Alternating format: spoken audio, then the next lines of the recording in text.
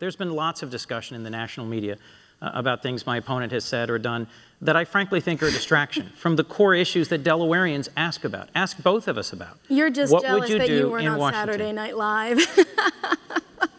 I'm dying to see who's going to play me, Christine. Truly the unanswered question in the Delaware Senate race. It didn't get answered last night at the debate, and it didn't get answered yesterday on Top Line either.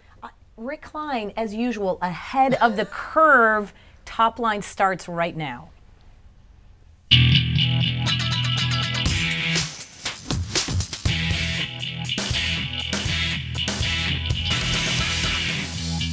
Welcome to ABC News Top Line. I'm Rick Klein. And I'm Amy Walter. Every day at noon Eastern, we're right here bringing you the latest in politics, everything you need to know about what's going on in this crazy political world in this great season. Twitter.com/Rick Klein, Twitter.com/Amy E. Walter. Amy, a lot going on. Oh, I love these debates. Speaking of great season, what do you like more, the baseball season ending or debate season beginning? As long as the Yankees are alive, I'm going to have to go with baseball. Well, we are going then to our Top Line here, angling for a fight. Yes, the one and only Nevada Senate showdown occurs tonight.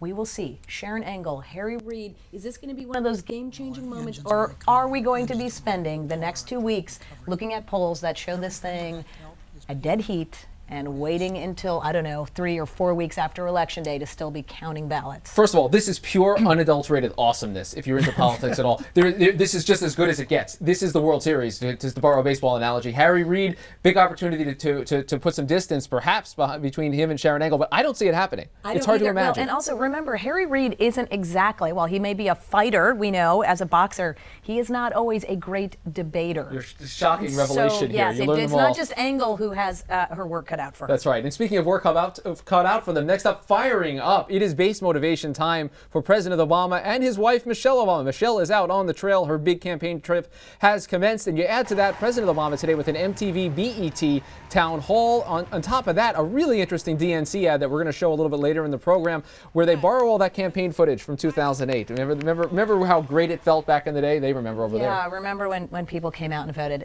Listen, the bottom line still is that in some of these places, I do think in Illinois, for example, or Pennsylvania, getting the base fired up could make the difference.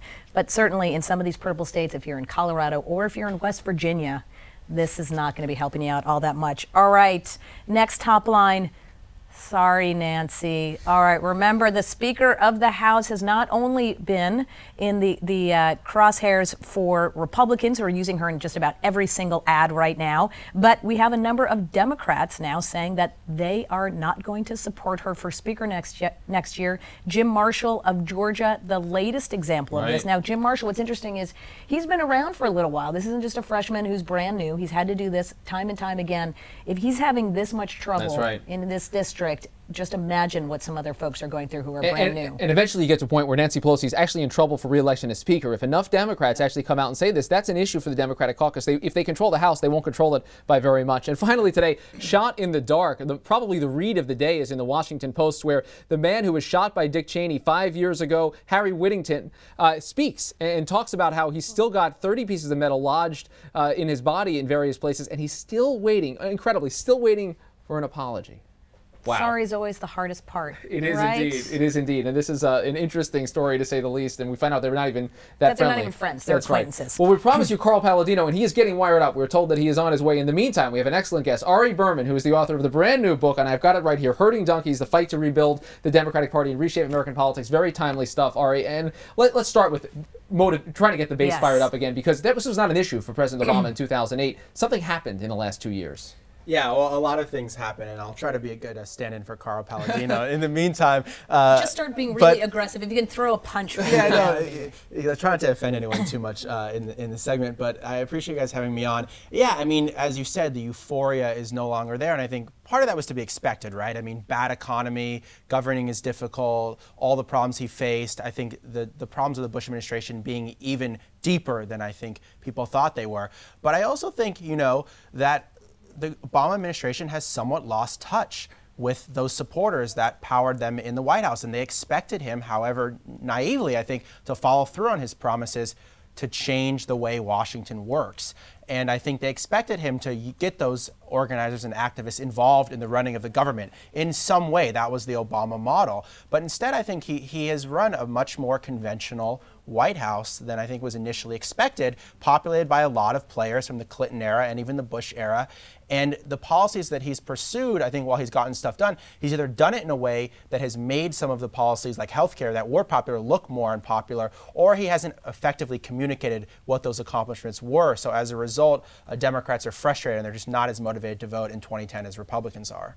But wasn't part of the reason that Obama did as well as he did in 2008 and that Democrats did as well as they did in 2006 wasn't simply because they had the motivation of the base, but because they got independent voters or people who hadn't traditionally voted for Democrats to come on and take a chance with Democrats. Right. So how does the president do both? Yeah, well, I think that was the genius of the Obama campaign, right. and they did.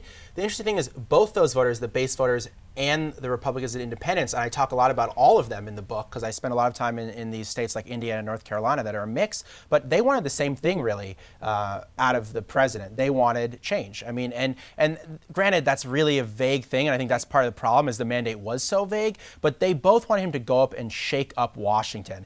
And they didn't want him, for example, to just go through the normal processes of Congress. They didn't want him to just rely on Harry Reid and Nancy Pelosi to pass his agenda. They didn't want him to just cut a bunch of deals with the pharmaceutical industry. I mean, both sides didn't like that, both the left and the center of his coalition. I think they overlearned the lessons of the Clinton and the Carter years, which is, both those people, Carter and the Georgia people and Clinton and the Arkansas people, they came in with a lot of people outside the Beltway, and they had problems with the Congress. So Obama said, okay, well, I have my Chicago people, so I need all these other people now who know how Congress works.